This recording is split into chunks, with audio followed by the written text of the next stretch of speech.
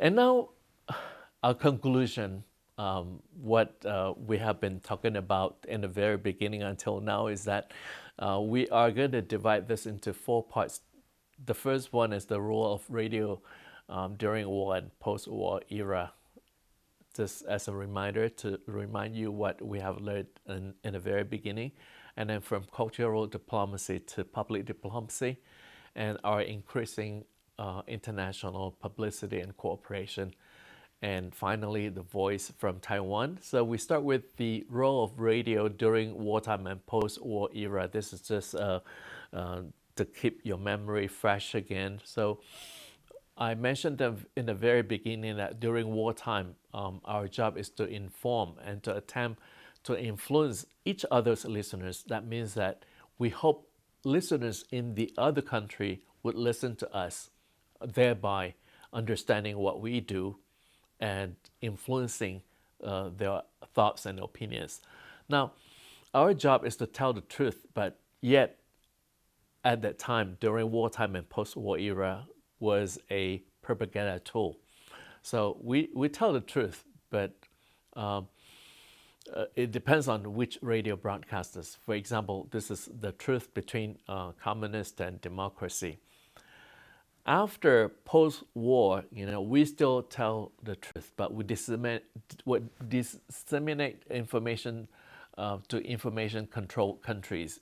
So we are telling those who receive very little truth and facts in the world, for example, in China or let's say in North Korea, we just wanted to give them the correct information and to fight disinformation, because we know that in information age today, information control in countries like Myanmar or China, threatens the flow of news.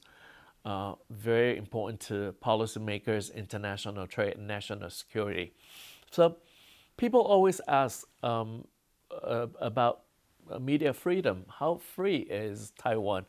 Well, according to 2 organizations, very prestigious organizations, the first one being Freedom House, Taiwan is free, scoring 94 out of 100. That's according to Freedom House. Now, another index done by Reporters Without Borders, if you Google, you may be able to find it. Taiwan ranks 35, and you might wonder, oh, it's only 35, but don't forget, Taiwan ranks 35 globally and is the first in Asia. So we are the first, most democratic in terms of press freedom in Asia. And now we talk about cultural diplomacy and public diplomacy. Well, cultural diplomacy is actually a kind of public diplomacy, and the goal is to win or to influence the foreign audience, and so use the support of the foreign audience for policies in that country. So that's public diplomacy. And cultural diplomacy, we actually rely on some mediums. I'm sure that you know that, for example, movies and arts. A lot of people watch Hollywood movies, and you're so much influenced by the US culture. And the religion is one form of medium that we use. And education, of course, if you come to school in Taiwan, thereby you learn the culture, the politics of Taiwan. And also through exhibitions. From the exhibition, you learn about the culture of a certain country, thereby influencing your idea towards that country. And very importantly, broadcasting of news and programs. This is what RTI has been doing. We have been trying to promote soft diplomacy, cultural diplomacy through our programs, and we tell them, more about Taiwan from different aspects, whether from the aspect of culture, arts, politics, and everything, all the diversity about Taiwan.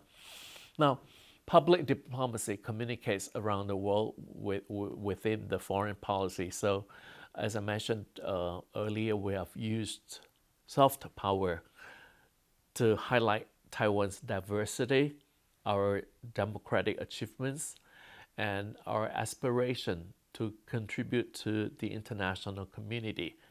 So just like what I shared earlier, that what RTI has been doing in terms of international cooperation, whether the exchange of personnel, whether we hope to help other countries to provide them with broadcasting courses, or to help them build the antennas and so on and so forth. This is also our aspiration to contribute to the international community, even as a radio broadcaster. Now, how do we increase our publicity? So we just mentioned earlier, we also take parts in different forums. One example I gave you in 2023 is that we worked very closely with Asia Center in Bangkok, and which we are going to work with them again this year. So by working closely with like-minded media institutions in the world, and of course like-minded normally means that we share the same democratic values. Countries like VOA, BBC, DW, and in Asia, I mentioned again and again, we've worked with Indonesian media institutions, Singapore, Japan, Thailand, and so on. And just to let you know that even though Taiwan does not have diplomatic countries and with a lot of countries in the world, we still maintain very close partnership with the media institutions. I mentioned an example is Indonesia. We have signed quite a number of MOUs with radio broadcasters. Now, you might want to know our voice and our stance from Taiwan. So again, we are in the media, and me as a member of the media, our priority is to uphold press freedom, and of course that means the freedom of speech, and our goal is to disseminate true information, so the public has the right to know, but the right to know the truth. And this is what I do right now, and which I have been doing for the last 30 years, and whether through the programs to disseminate information, the truth, but also earlier I mentioned that RTI joined the AIB, and as a matter of fact, I have been an executive committee member of the AIB, and I've just been elected for the third term.